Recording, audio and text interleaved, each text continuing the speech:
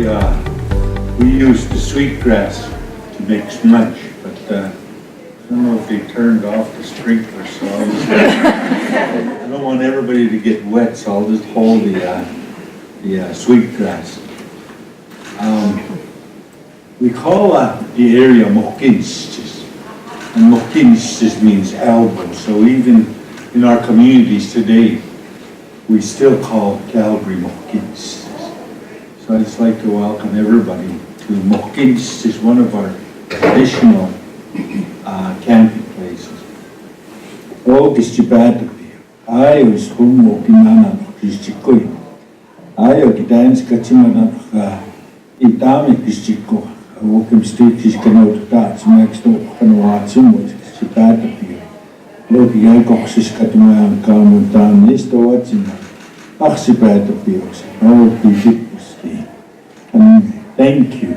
I'm going to talk a bit about a little bit of background. When we talk about, in our culture, we're a verbal culture, we're an oral culture, and we practice oral systems. So in our discussion with the elders, we talked about the concept of how we might see the outside world. Because we come from, that verbal world comes from the stories, the oral stories, comes from our own validation of what's creation. So as we got together with the elders, we viewed from inside a First Nation community what they thought of as the outside community. The first thing they talked about was Ayapikshimista. Interpretation for that is white man thinker. So white man thinker is something that they wanted to understand what a white man thinker is, because they talked about the different worldviews. So from white man thinker, the elders talked about understanding of what they heard at this time of the signing of treaty with the Dominion of Canada. We talked about residential schools when they heard that God gave dominion to man. And the concept of dominion was always a part of Western systems. So they felt that God giving dominion to man was a concept of thought that Western thinkers used. So from that concept of thought, they talked about where did practice come from. So what was important was the written language and the written stories that the elders talked about, written stories in books and so on. But they also talked about an oral system, or written system, a system that we need to navigate to be able to achieve rights and privileges. And that hierarchy of management or organization or system was a part of a lot of organizations such as church and education and so on. So that was a system that they felt came from the concept of Western written worldview. The ownership, products that came out were the products that the elders talked about. So for example, I know when I was chief in our community, we needed to deal with industry. And as we dealt with industry, they would come into our community looking for permits and band council resolutions and having consultation letters and so on. But the written document wasn't something that the elders were used to. But in Western concept, written documents were so important because those were the products that came out of a management system, a written management system. When we look at information in management systems today, they're all written documents. We have policies, we have acts, we have reports, we have memos that flow through that organization. And then when you navigate and get a right and privilege, you have a written document. So the elders we're looking at that concept of written document. And they talked about written document was a concept of individual ownership as a Western concept. We talked about what we understood about our way, the Indian thinker. And through our creation stories, we looked at the concept that everything was created equal. Creator created everything equal. So when the elders talked about creation, I think the creation story was a story that gave us our own reality, our own validation. This is who we are.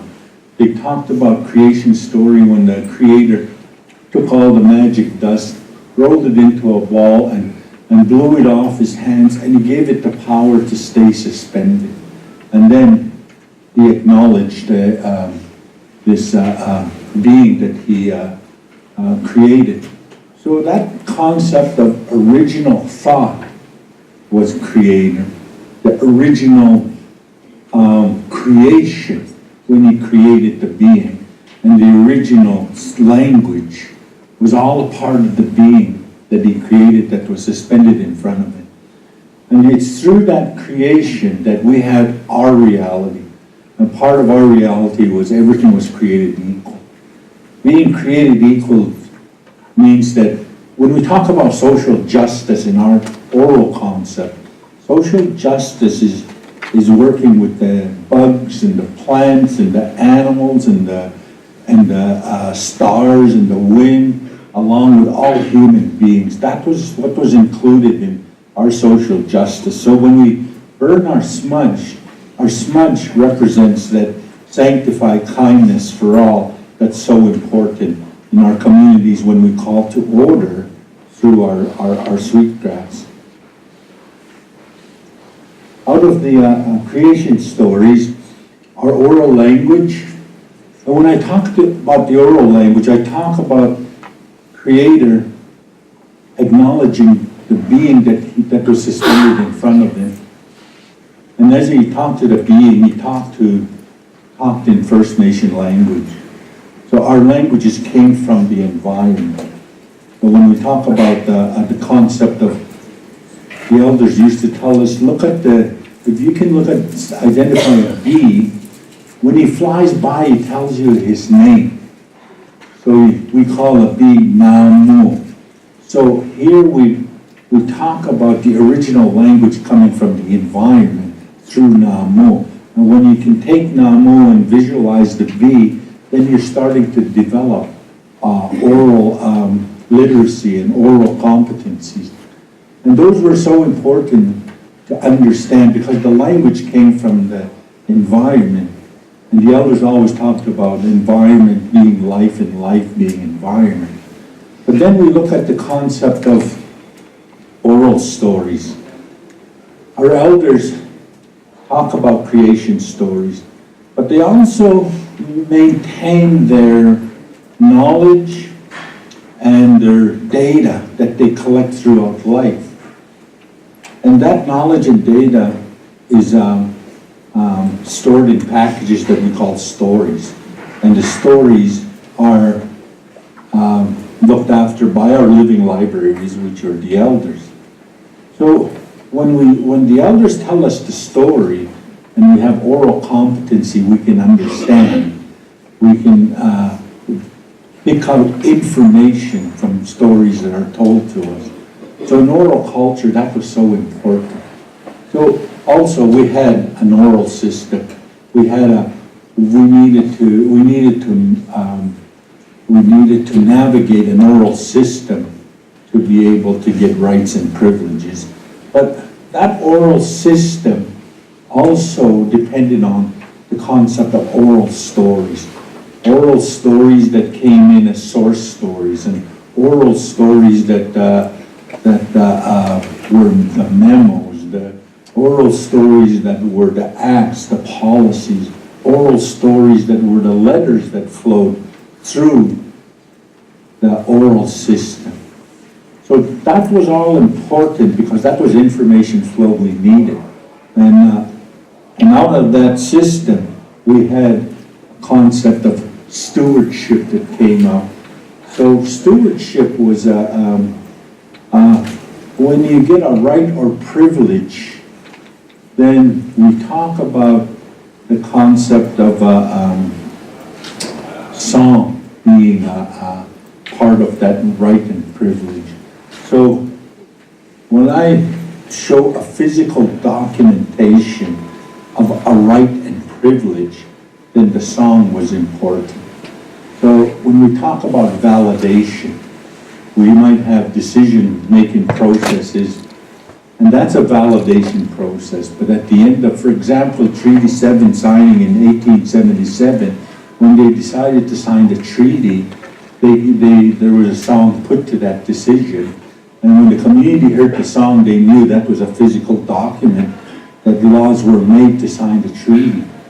So that was important to our community. And when we work with modern day organizations coming into our community, especially if they're looking at consultation, they're looking at permits and looking at achieving rights and privileges, the elders are also still thinking in the concept of permit song, consultation songs, and songs that give a right and privilege.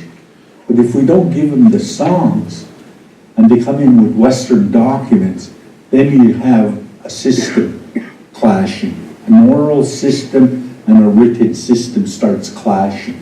So when those two systems clash, then we start looking at what happens in that clash.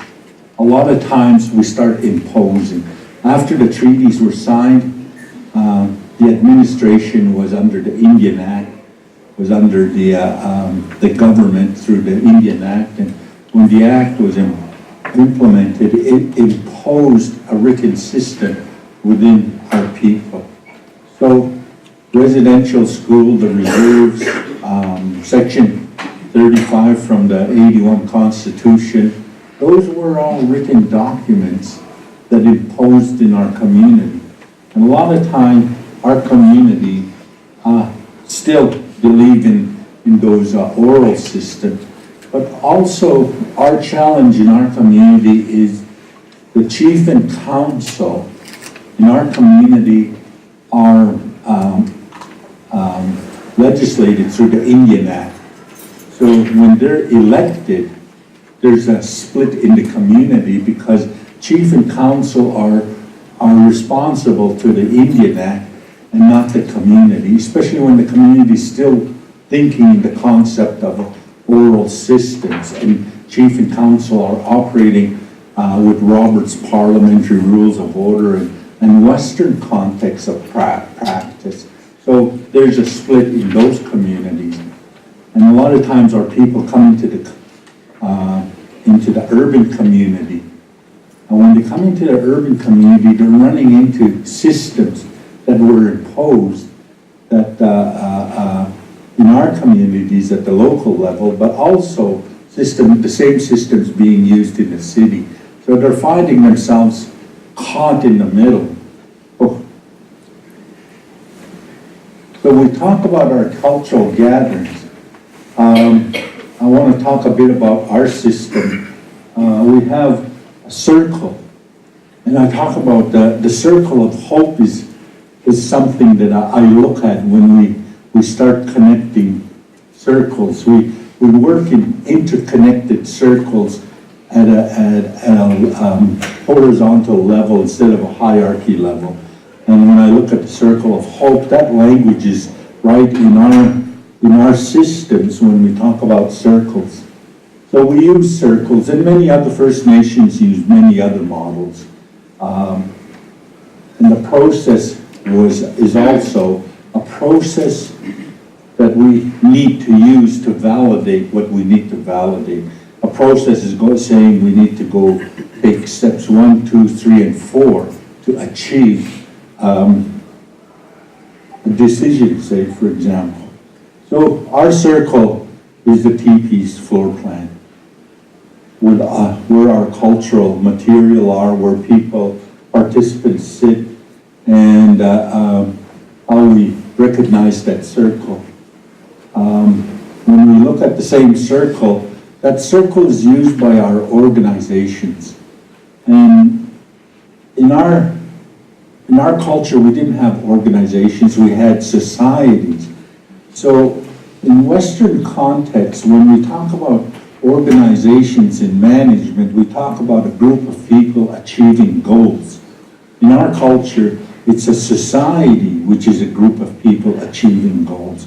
So when you look at finding parallels, a society and an organization are parallel through a group of people achieving goals. And that's what the elders are talking about. We need to start finding parallels between two systems to be able to start finding foundations to move ahead, especially when we're looking at reconciliation. This is a diagram of one of our organizations called the Brave Dog Society from the late 1800s. But if you look at the overlay of the organizational flow, we interpret all those levels in our language in an oral context, and they're practiced within our oral societies. So we're not that different. When we look at the flow of information coming into a place of decisions or place of the TP model floor plan and the process, we look at our mandate comes from the stories, the yellow line. Our mandate comes from the stories. So when I was with the chickadees, then our mandate for that level of education came from the chickadees. It didn't come from an act. So the stories of the chickadees would probably parallel to what we might recognize today as an act. But that story came from the environment, so our mandates come from the environment. The Brave Dogs, they were a policing society. Their story came from also the environment, the dogs that we used to use to pull our dog travaux. Those were so important, those stories, when they come together. But they represent our visions and missions. The responsibility flow of organization goes to the leadership and former members of the society. But we also work in the context of gifting. So the resources, the environment gifted us. The buffalo gifted us when we needed a buffalo to feed our family. The plants gifted us when we needed medicines. The plants gifted us when we needed to call to order. The berries gifted us. The whole environment gifted us. So that environment that gifted us accommodated our circles to happen with our society so we can make decisions. And as we make decisions, then we have an input flow, source input flow of information. That source input allows the organization to be the assessors, to assess the information, and then they send out source information to the community through stories. And this is all done through an oral context. So that's how we would look at the basic management flow within our oral societies. When we look at our oral communities, those circles are all in the center. And within our communities, we have uncertainty, complex change, complexities and emergencies hitting our community. And as they come in, excuse me, as they come in, they're sourced into the center where they're funneled into all the different organizations, health, education, policing, and so on. And source effector stories come out to help our leaders make decisions. So in the context, we would look at our oral structures in this kind of a model, a circle model. And we look at today, we look at our circle models, we still practice them in our communities, our First Nation communities. So when we look at paralleling models, the one model, the hierarchy model, talks about a written system that we can understand and recognize. And part of that model, the mandate is through acts and policies, but we also have management control centers.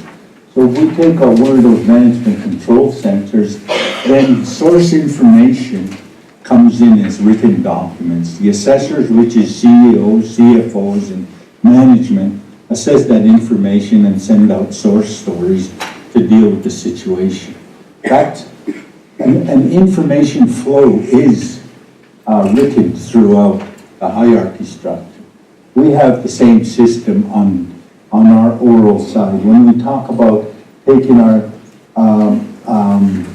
information, and I just talked about how our information comes in as oral stories and how we assess situations and send out the vector stories. One thing I looked at was, with the elders, was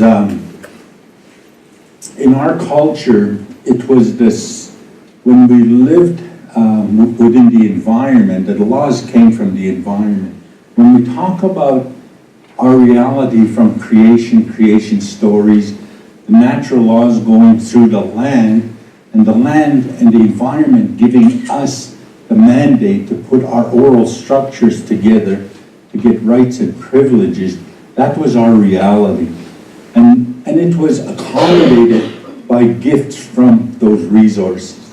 When we signed the treaty and we were put on reserves, then we were administered under a written act, under a written system, but also all the resources were taken, and the resources were taken to a Western system of social justice where resources are harvested and those resources are shared amongst all Canadians to look at after poverty, shelter, and all the needs we need so that we can live a good life. But also some of those resources were given to reserve communities to fulfill the treaty obligations of housing, education, health, and so on. But one thing that was not accommodated with those resources coming from the hierarchy system was the circle. When we talk about elders coming together to put together knowledge so that we can build capacity in stories and knowledge to use as theory to help us in our modern day challenges, that knowledge wasn't part of the resources that we got. So we didn't have the circles. When we talked about putting together our education systems like the Little Birds and the Chickadees and so on, we didn't have the dollars to bring those circles together. When we wanted to bring our people together to have our decisions made, we didn't have the resources to come together because all the gifts that we used to accommodate those circles were harvested by a Western context. So when we talk about system poverty, we're still suffering system poverty. How do we bring back that knowledge base to build capacity within our knowledge base, within our elders, and within our people to be able to be confident in two systems so that they can understand and be able to achieve those rights and privileges that everybody's looking for in today's society. We also look at, how do we look at the future? When we look at these two systems, and you look into the future, we look at the hierarchy system. It's the system, the written system that we operate today on. But that system deals with the concept that the resources that they get, they're responsible for those resources. So when they develop programs through a written system and bring them out to First Nation communities, then imposing happens, and sometimes we don't even know we're imposing. Even with chief and council working in their band council rooms and passing band council resolutions, those systems are imposing. So we need to deal with that concept of imposing, and we don't even know sometimes when imposing happens. So when we talk about challenges, after the Constitution of '82, those are written documents that are important. But after a Constitution, the court cases like Delgamute that talks about oral languages are equivalent to written languages, then how do we use oral stories in the hierarchy structure that uses written documents for a flow of information? How does we take on that challenge to use oral stories? That's important. So the other things we look at is the TRC 94 calls to action, UNDRIP. Those are setting the future landscape of where we're going. But I think we need to start seeing through the window, like the TRC opened a window, and I think we need to open the window a little more to start looking at comparing systems and structures. If we can compare those systems and structures, then we might be able to make it to a place that we call ethical space to start finding parallels so that we can move ahead in foundations that allow us to find solutions. One thing I heard from the elders was combining systems was going to cause cultural confusion. Because when I went to school, my number one was the sun. It was a circle. But when I went to residential school, number one was a line that goes up and down. So when I put that line together with a circle, and I say number one, which is really number one? And that's what the elders are saying. We need to pull those apart. Instead of combining them, pull them apart and find parallel. The parallel is number one, but it could be a circle or it could be a one. If we can view it from that perspective, then we're starting to develop cultural skills to be able to ask the right questions to move ahead. So as we look at reconciliation and we look at the future, with all the documents setting up the future, I think it's exciting that our young people are starting to have the education, starting to talk to the elders,